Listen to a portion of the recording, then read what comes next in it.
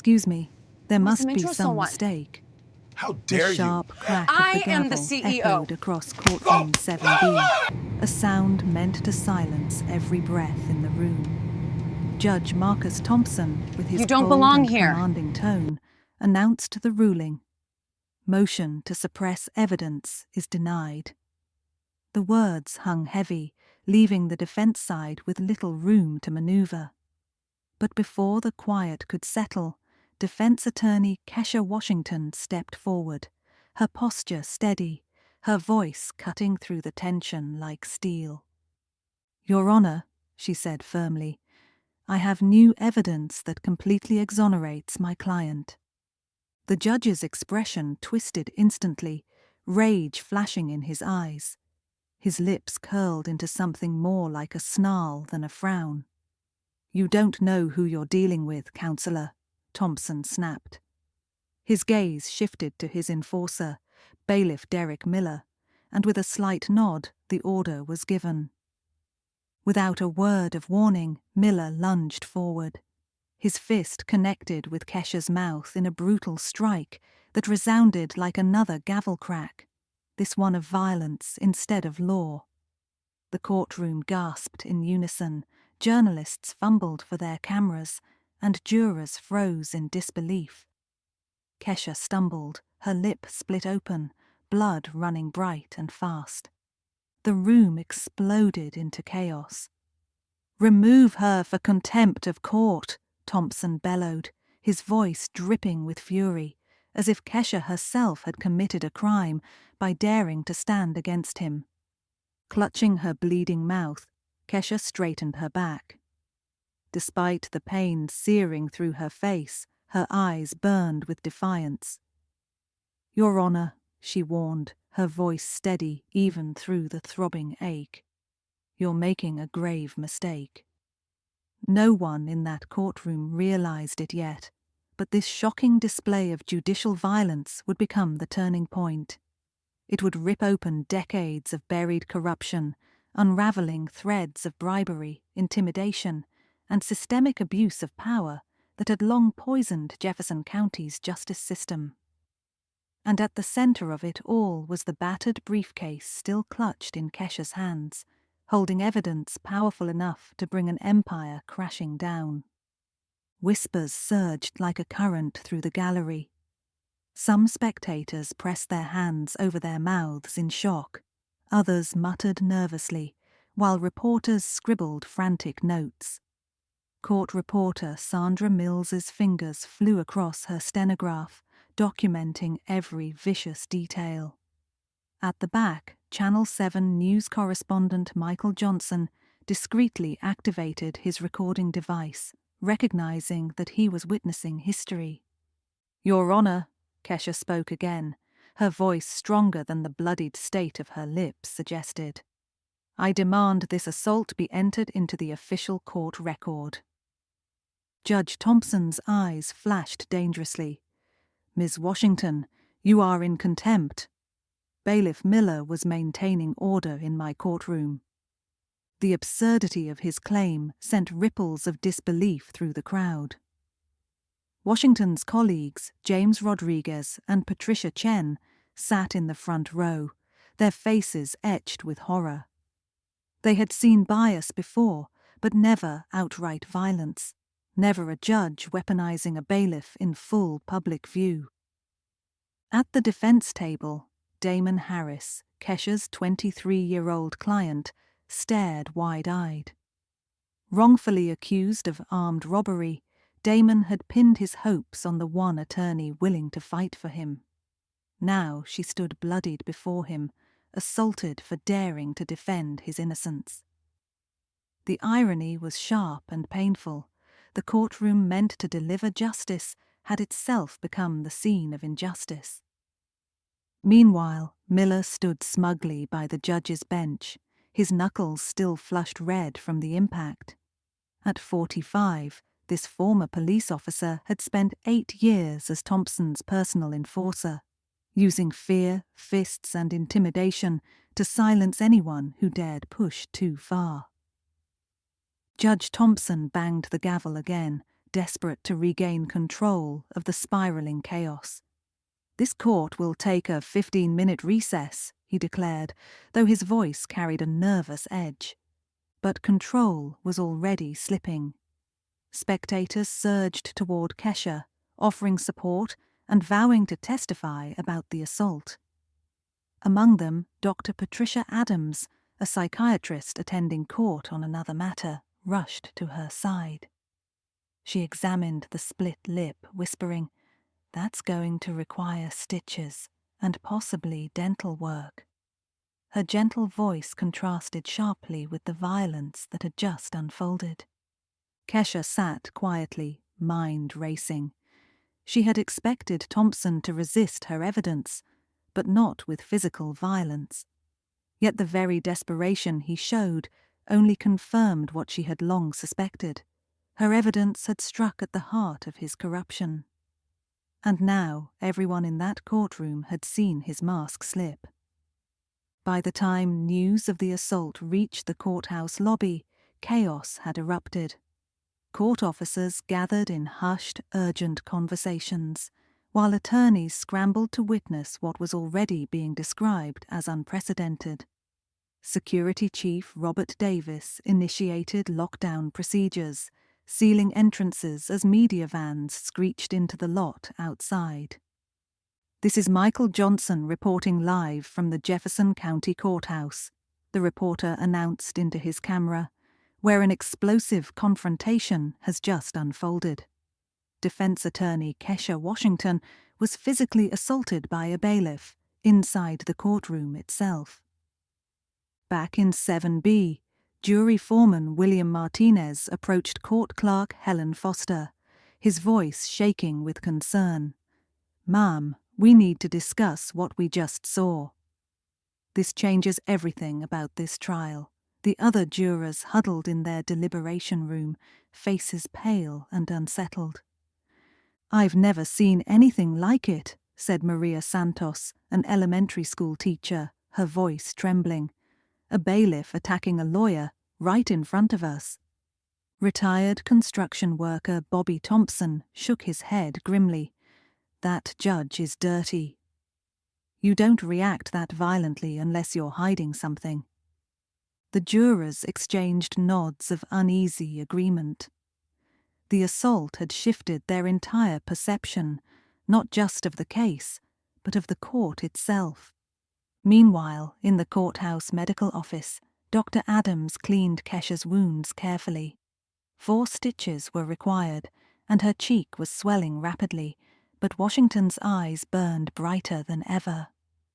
"Ms. Washington," Sandra Mills whispered as she entered, holding her stenograph notes close. Every word was recorded. The official transcript will show exactly what happened. She hesitated, then leaned closer. "And I've seen Judge Thompson do questionable things before. If you need testimony, I'm ready." Moments later, Rodriguez and Chen burst through the door, voices raised in outrage. "Kesha, are you okay?" "This is insanity," Rodriguez declared. "We're filing complaints with the State Bar, the Judicial Commission, the FBI, everyone."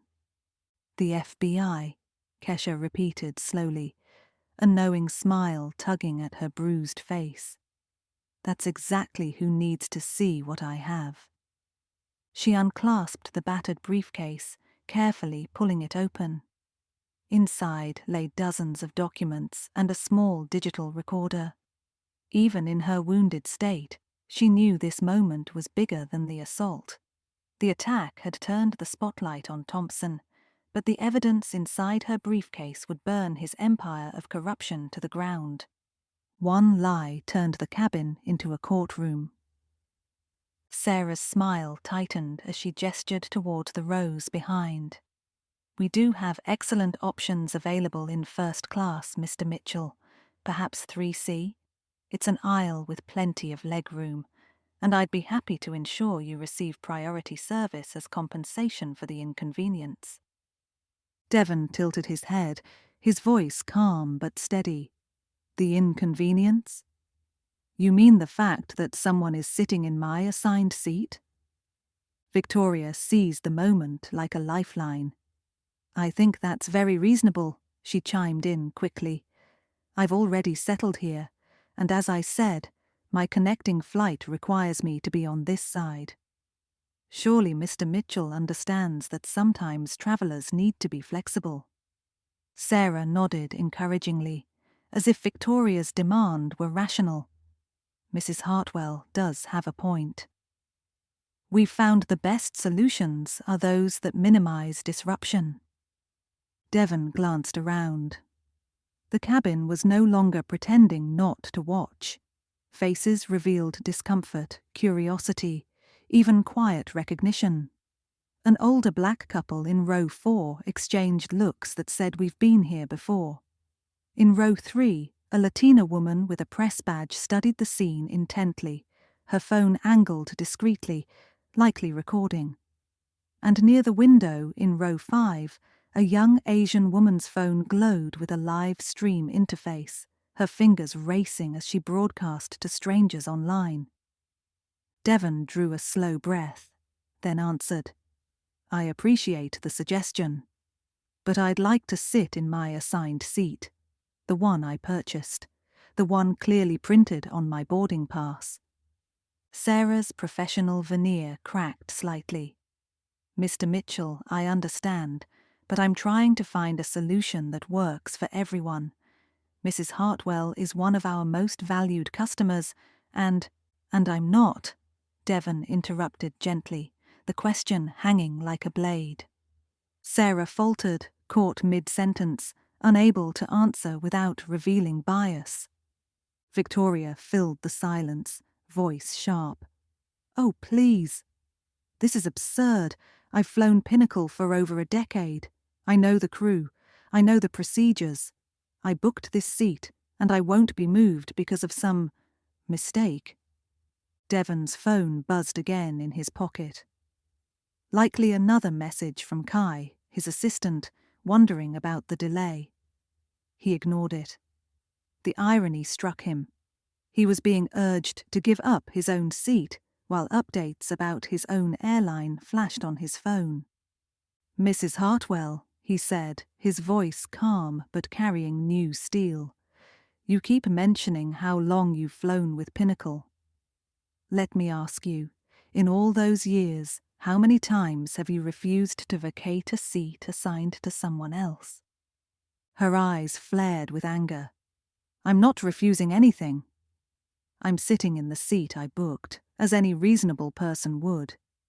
"Except you didn't book this seat," Devon pointed out evenly. "If you had, your boarding pass would show 2A. It doesn't.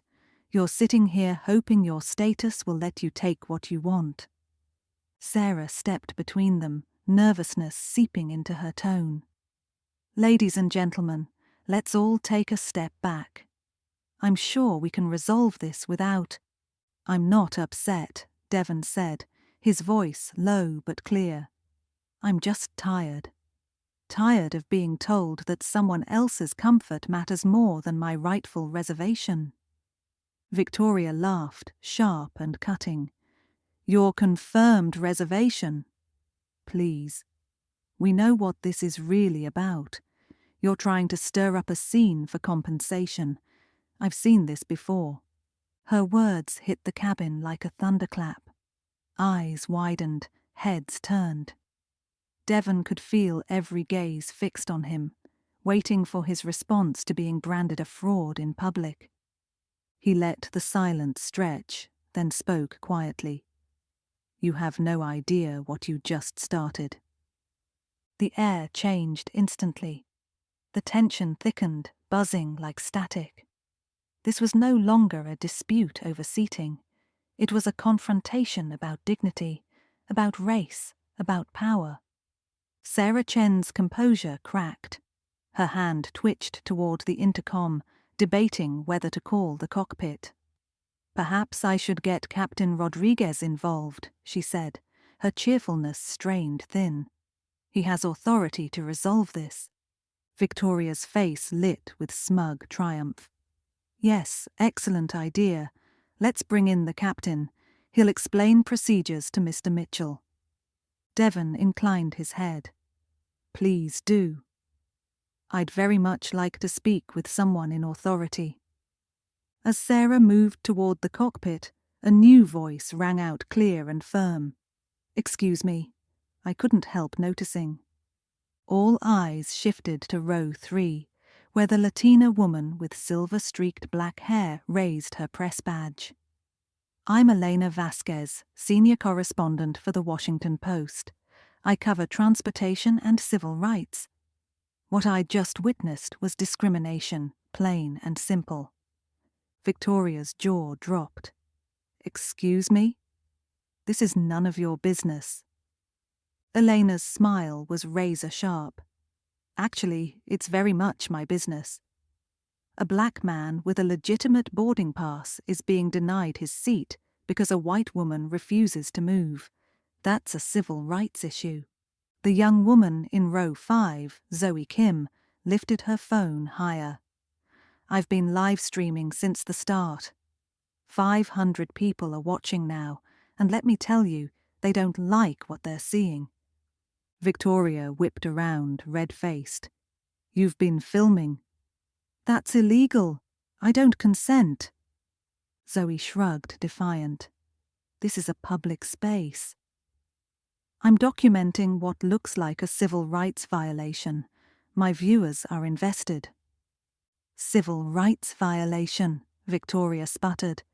This is just a seating mix-up. You people are blowing it out of proportion. The phrase you people detonated like a bomb. Gasps rippled through the cabin. Devon felt a cold focus settle inside him. Eleanor's pen scratched across her notepad. Did you just say you people, Mrs. Hartwell? In the context of a racial dispute? Victoria blanched. That's not what I meant. I meant journalists, social media. I'm not racist. Devon spoke at last, his voice hard, steady, unyielding. Mrs. Hartwell, you've accused me of scheming, dismissed my boarding pass, and now used you people. If you're not racist, you're doing a remarkable impression of one. How dare you, she snapped. I have black friends. I donate to charity. I would never. You would never what? Elena cut in. Never assume a black man doesn't belong in first class. Never treat his presence as fraudulent, because that's exactly what you've done. Before Victoria could respond, the cockpit door opened. Captain James Rodriguez emerged, a veteran pilot with silver hair and an air of command. Sarah trailed behind him, visibly relieved. Good afternoon, Rodriguez said. I hear we have a seating issue preventing departure.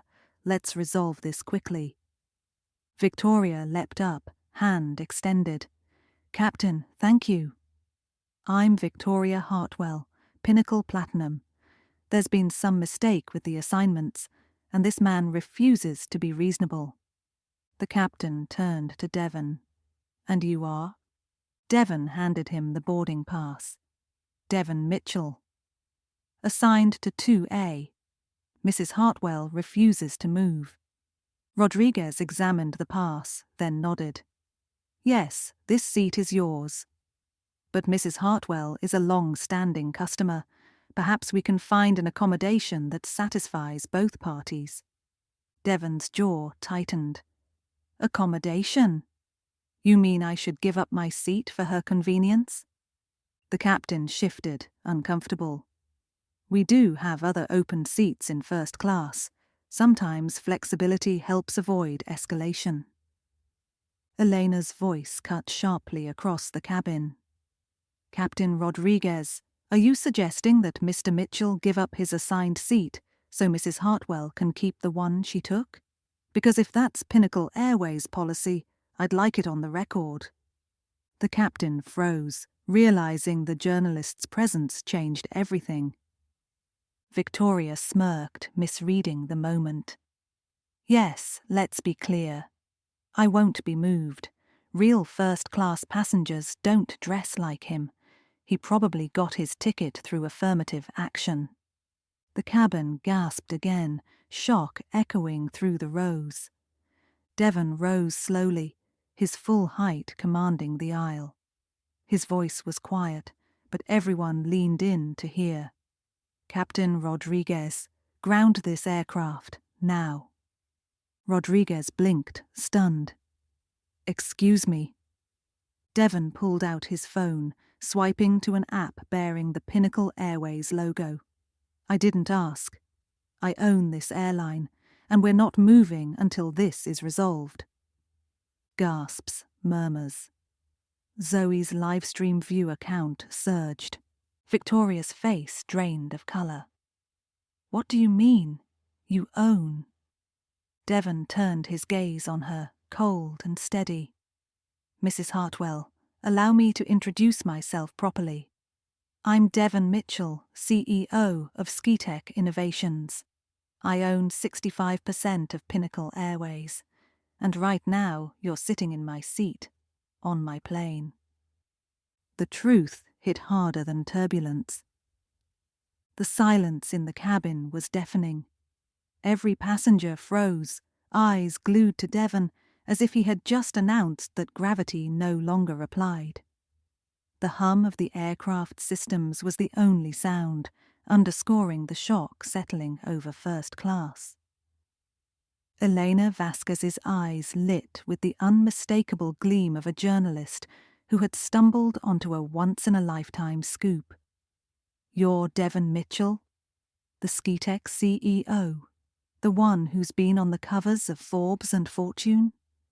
Her pen was already scratching furiously across her notepad. Devon gave a curt nod. "The same. And since you raised the question earlier, Mrs. Hartwell, yes, I am qualified to sit in this seat. In fact, my company built the reservation system that issued your boarding pass. The very system that logged you into this flight. The same software that ensures every seat is accounted for, including 2A. Victoria's mouth worked soundlessly. Her face had drained of colour, her manicured hands clutching her designer bag as if it could shield her from the weight of the revelation. But you're dressed like," she faltered, "like someone who doesn't belong here." Devon's gaze hardened. "Like someone who doesn't wear wealth on their sleeve. Like someone whose place in first class needs to be justified. That's the problem, Mrs. Hartwell. You didn't recognize me as a CEO because you couldn't recognize me as a person worthy of respect." Captain Rodriguez shifted uneasily, clearly replaying the last 20 minutes in his head. He had suggested compromise, had urged flexibility, without realizing he was essentially asking the owner of the airline to surrender his rights. His radio crackled, tower control confirming. "CEO override confirmed. Flight 1847 return to gate immediately." Rodriguez's face flushed. "Tower confirm again? Did you say CEO override?" "Affirmative," came the response. "Instruction from corporate. Return to gate immediately." The passengers gasped again, the reality sinking in. The man Victoria Hartwell had mocked, accused and dismissed wasn't just another traveller. He was the majority owner, and he had just grounded the aircraft with a single command. Sarah Chen, the flight attendant who had first suggested Devon move to keep the peace, looked stricken. "Mr. Mitchell, sir, I didn't know. I was just trying to defuse the situation." "You were trying to make the problem disappear," Devon interrupted smoothly. "And the way you chose to do that was to ask the black passenger to compromise. That's how you were trained. Find the person who looks like they have the least power and pressure them to bend, so the one with the most privilege never has to face consequences." The words cut through the cabin like a blade. Several passengers lowered their eyes, ashamed, recognizing the truth in what he said.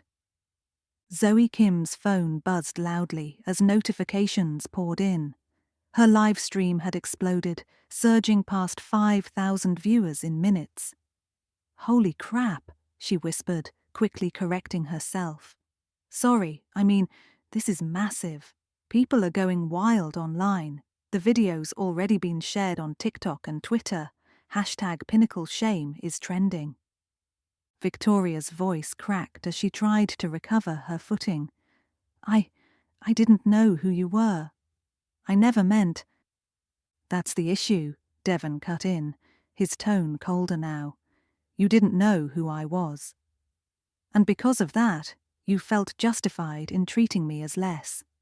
You thought status and privilege gave you ownership of a seat that didn't belong to you. But your ignorance doesn't excuse your behavior." Her eyes welled with tears, mascara streaking down her cheeks. "I'm sorry. Truly, I had no idea." "You shouldn't have to know someone's title to treat them with dignity," Devon said sharply. "Respect shouldn't depend on wealth or recognition. The problem isn't that you didn't know I was a CEO. The problem is that you couldn't see me as human." The jet bridge loomed outside as the plane rolled back toward the gate.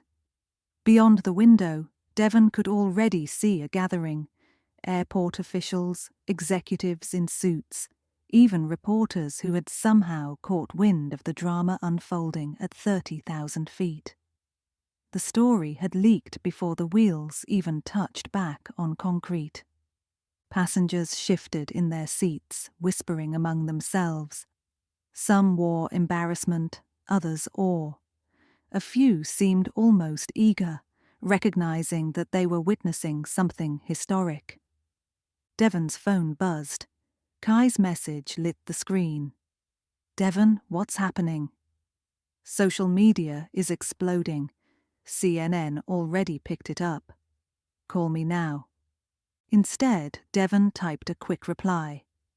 "Handle media inquiries. Draft statement about airline discrimination. Board meeting this afternoon. This changes everything."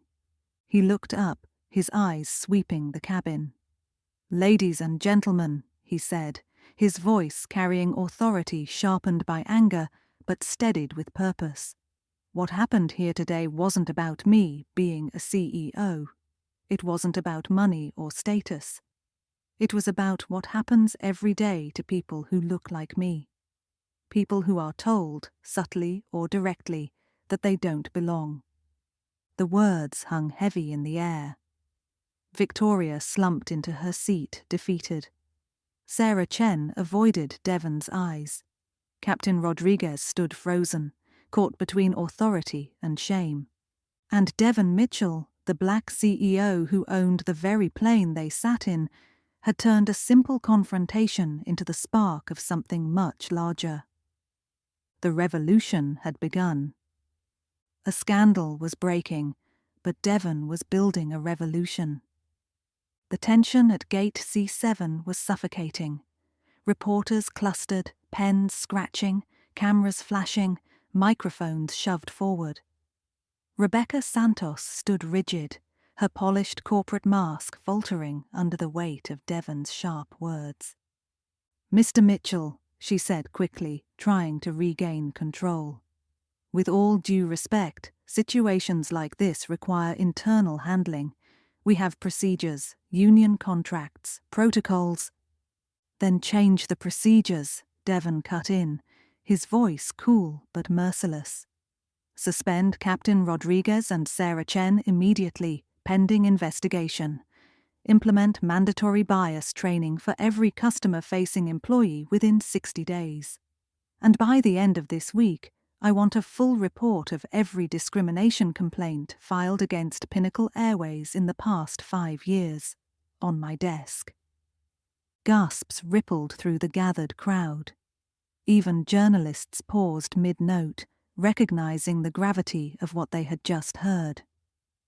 Rebecca's face drained of color. "Sir, that's not how disciplinary actions are typically handled. Unions don't protect racism," Devon snapped. "This is no longer about typical. This is about accountability."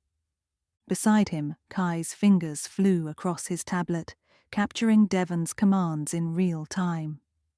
"Drafting directives now," he murmured, eyes flashing with urgency. "Legal and HR will have them before midnight."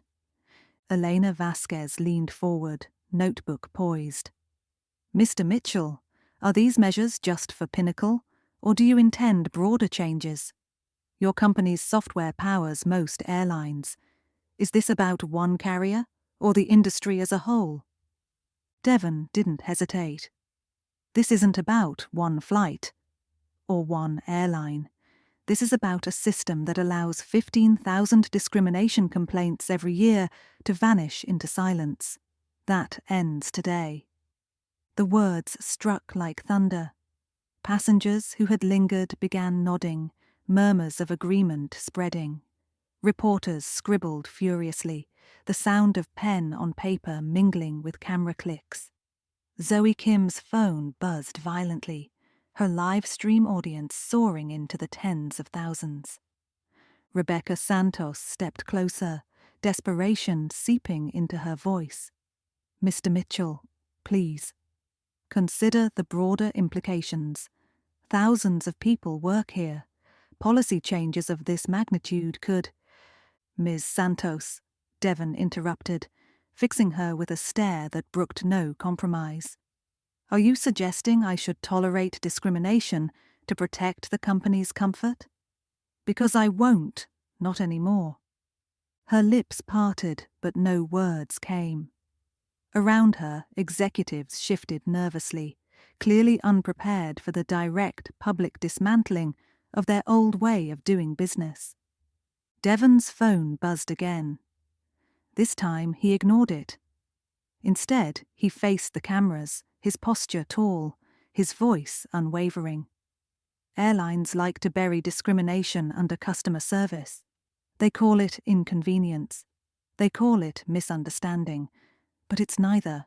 It's racism. And starting today, the accountability will be built into the systems they cannot operate without." A hush fell, thick and heavy. Elena Vasquez's pen stilled mid-sentence as she realized she was no longer writing just about a flight delay. She was chronicling the start of an industry-wide civil rights battle. The revolution was no longer waiting. Devon Mitchell had forced it onto the runway. What began in one cabin was now shaking an entire industry. The gate area pulsed with noise, questions hurled, cameras flashing, phones buzzing with constant updates. Zoe Kim stood near the edge of the crowd, her livestream count climbing by the second. What had started as 500 curious viewers had now swelled into tens of thousands. Comments scrolled so fast they blurred. "This is bigger than one flight." Systemic racism caught live. He grounded his own plane. Devon caught Zoe's eyes briefly. She nodded, holding her phone higher, as if silently promising to keep the lens trained on truth. Elena Vasquez pressed forward. "Mr. Mitchell, Skitex software runs the reservation systems for over 70% of airlines. Are you saying you'll integrate anti-discrimination measures directly into that infrastructure?" Devon's voice was steady. "Yes, every complaint will be logged, every incident escalated. Airlines will no longer be able to bury discrimination in local files. The systems they rely on will make accountability unavoidable." The words landed like thunderclaps. Reporters murmured. Some executives paled. Rebecca Santos's face stiffened, her phone pressed tightly to her ear as she whispered urgently into the receiver, clearly relaying Devon's demands to higher powers scrambling to contain the fallout. Kai looked up from his tablet, his voice low but urgent. "Devon, airlines are calling already. United, Delta, American. They're asking for emergency meetings. Some are threatening to pull contracts." Devon almost smiled. "They won't. It would take them years to replace our systems, And every day they resist is another day they face public outrage.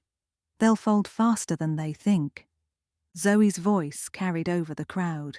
Mr. Mitchell! My viewers, 75,000 now, they want to know, what about people who face discrimination but don't own airlines? What about them? The question silenced the room. It cut through the corporate jargon, the legal worries, the PR spin. Devon paused, looking at Zoe, then at the scrolling wave of comments flooding her screen. Ordinary people sharing their own stories of humiliation, dismissal, exclusion. That's why this can't be just about me, Devon said finally, his voice softer but resonant. Most people don't have the power to ground a flight. Most people can't command cameras or headlines. But I can, and because I can, I must. Not for me, for them. For everyone who's ever been told they don't belong. The words rippled outward like a stone tossed into water, sending shivers through the gathered crowd. Elena scribbled furiously, her notes no longer a record of events, but the draft of history. Rebecca Santos tried one last time. Mr. Mitchell, please. You're painting the entire industry with a broad brush. Pinnacle alone serves millions every year. The vast majority of those flights end without incident, Devon cut in. Tell me, Ms. Santos, how many discrimination complaints has Pinnacle received this year? Her silence was answer enough. Devon turned to Kai. Kai's fingers flew across his tablet. 847 complaints flagged with discrimination or bias in the past 12 months. Only 23 escalated. 0 resulted in policy changes. Gasps echoed through the terminal. The numbers struck harder than any speech could. Eleanor lifted her gaze from her notepad. Mr. Mitchell, 15,000 complaints industry-wide, only 2% acted on. Are you saying you intend to force airlines to change whether they want to or not? Devon met her eyes without hesitation. Yes, because justice delayed is justice denied, and I'm done watching delay. The cameras kept rolling.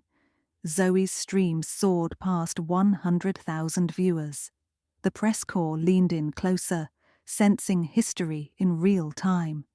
And Devon Mitchell stood steady in the storm, no longer just a CEO, but the architect of a movement too powerful to be ignored. The fight had left the cabin. It was now rewriting history. The crowd around Gate C7 had swelled. Security kept order, but the atmosphere had shifted from chaos to something else, an audience realizing they were watching history unfold in real time. Zoe Kim's phone glowed bright, her livestream numbers now eclipsing 100,000. The comments scrolled endlessly. My dad was profiled at check-in. Same thing happened to me last year. Finally, someone with power is saying what we've been screaming. Devon glanced at Zoe's screen, reading story after story of humiliation endured quietly until now. His jaw tightened. This is why it has to be bigger than me. Suddenly, a voice called out from the crowd. Mr. Mitchell! A young black woman stepped forward, her voice clear, her presence commanding despite her age. I'm Jasmine Rodriguez, a junior at Howard University, computer science and civil rights law. She lifted her chin proudly. Your work inspired me. I want to build tech that fights discrimination too. The words struck Devon deeply. For a moment, he saw himself years earlier, when discrimination was something he read about in case studies, never imagining he would one day dismantle it with technology. What do you hope to do after graduation? He asked. Expand this fight, Jasmine replied without hesitation. Into housing, healthcare, education, jobs. Anywhere bias steals opportunity. Tech companies like yours have the tools, and the duty to enforce fairness. Devon nodded, pride flickering in his eyes. Then don't wait for permission. Build it.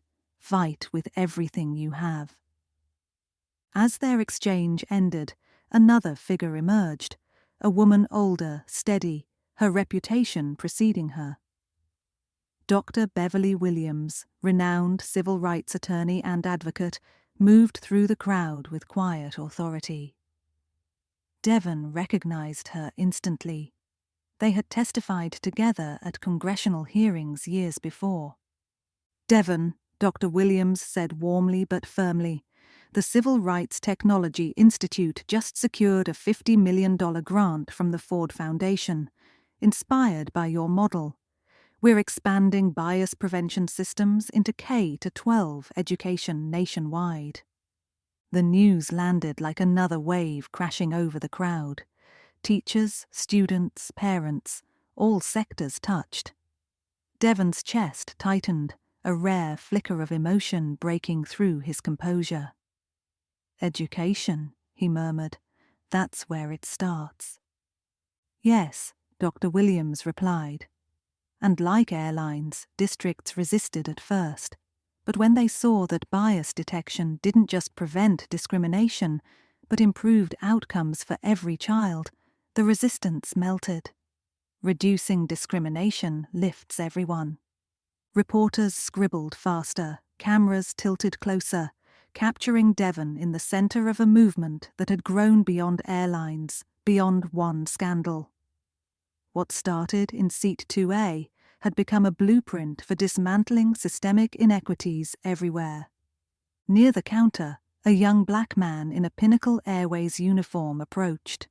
His badge read Kevin Martinez, Customer Advocacy Specialist, a new role Pinnacle had rushed into existence since the scandal began. His demeanor was professional, his tone respectful but proud.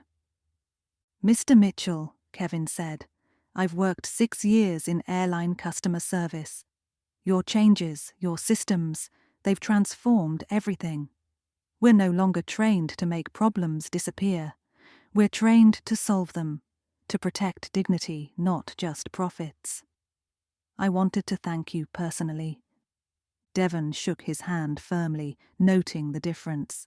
This wasn't tokenism. It was structural change in action. Behind them, Zoe's camera caught every word, her viewership skyrocketing again. Notifications erupted, CNN replaying live. BBC headline already up. TikTok edits trending worldwide. The revolution was no longer hypothetical. It was viral, it was personal, it was irreversible.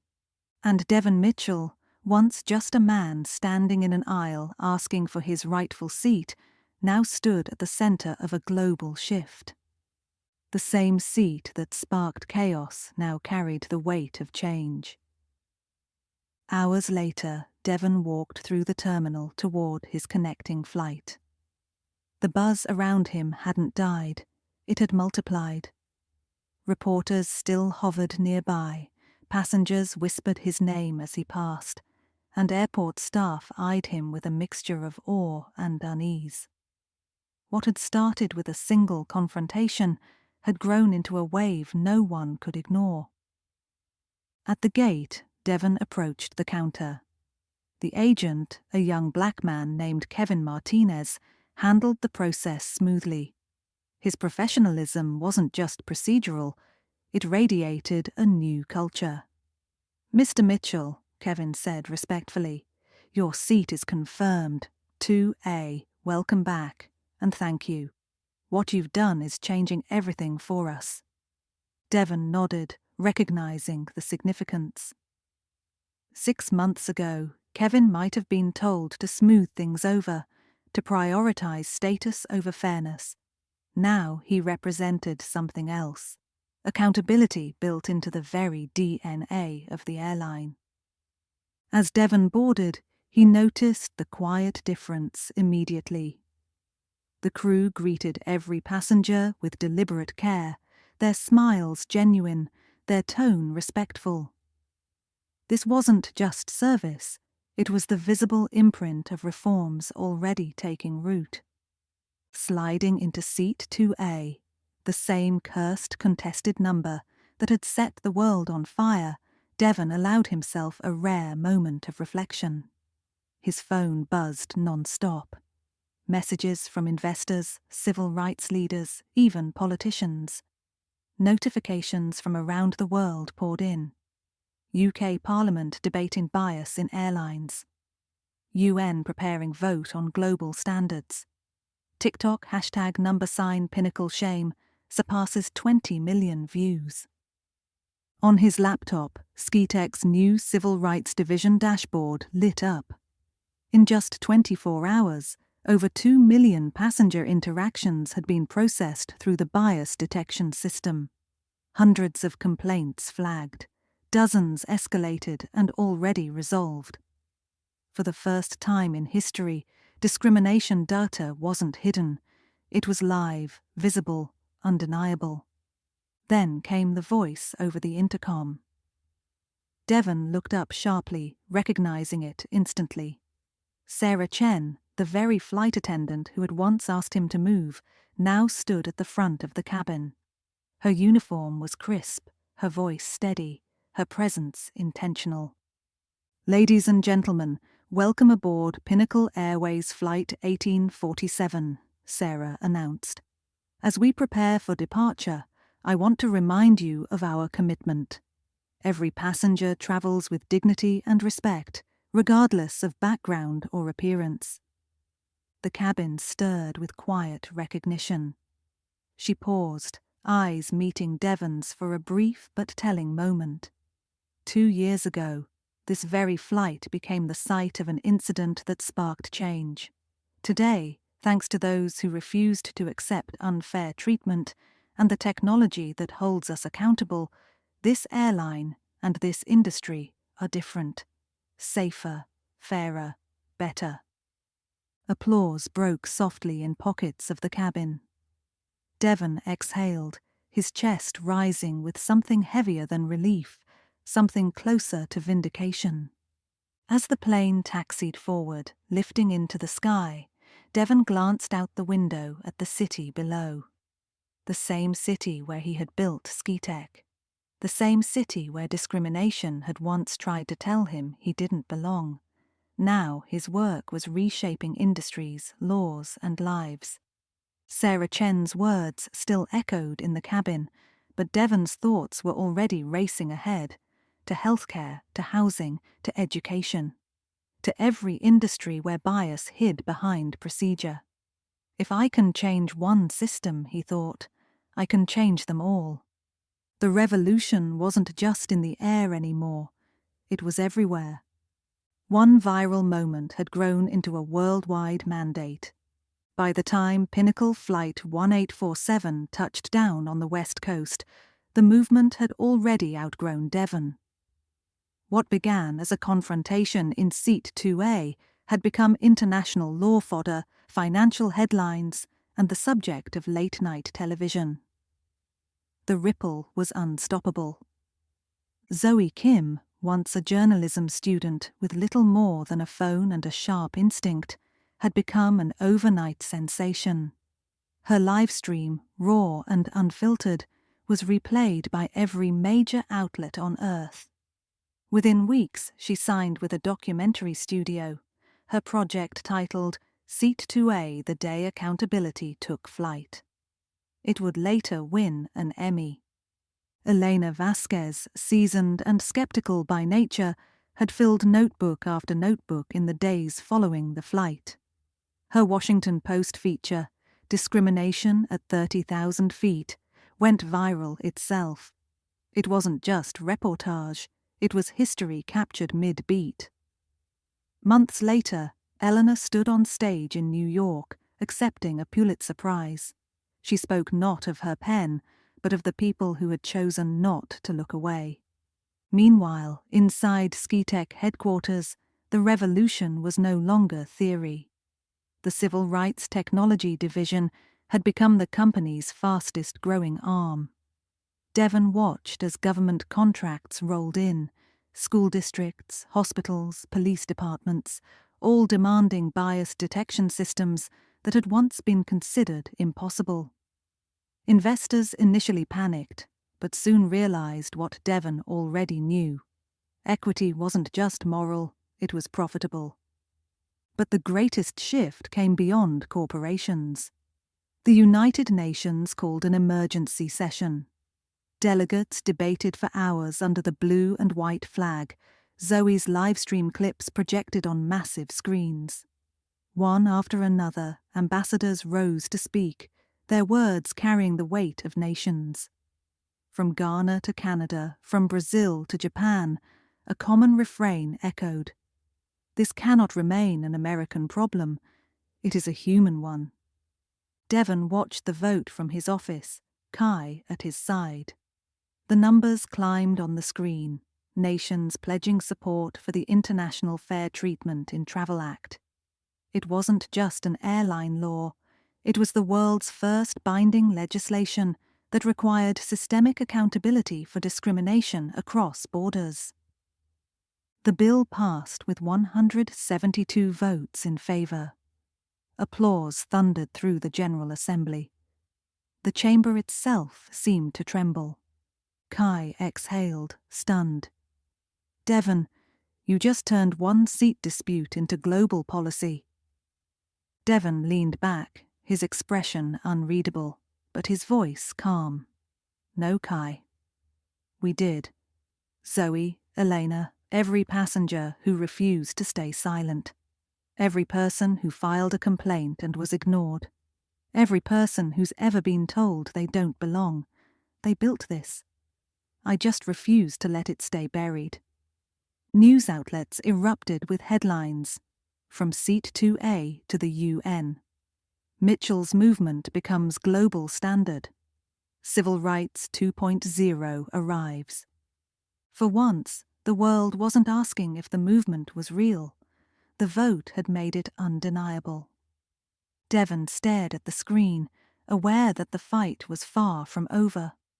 But the tide had shifted, and there would be no turning back. The fight began in a seat, but it ended as a legacy.